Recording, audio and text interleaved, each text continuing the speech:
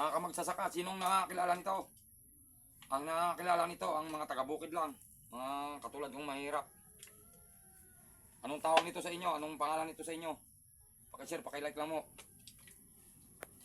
Napakasarap nito, pero napakahirap ng ipunin na ganito karami bago ka makakain, makagulay. Itong pinakamasarap na gulay sa bukid.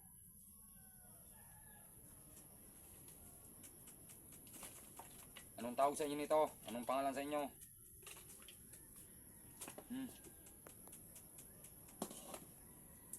Pakishare, pakilike po ang video.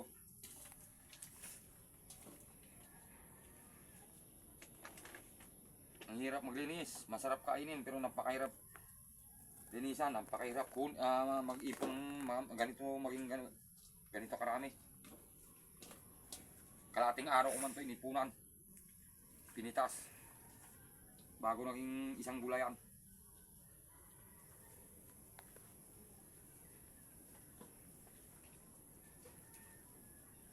Tumutubo lang to kapag tagulan.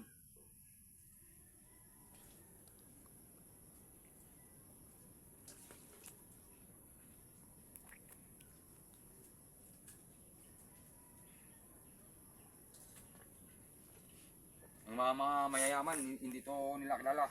Ang nakakilala nito mga probinsyano, mga taga-bukid. Sanay sa bukid, sa kahirapan. Ako nung bata ako, ito yung inuutos ng tatay ko kada tagulan. Ito yung mission ko, manguha nito. Kalahating araw, nakakaisang gulayan kami nito. Sa tuwing umuulan, ito yung inuutos ng tatay ko. Maghanap nito sa mga puno ng kahoy.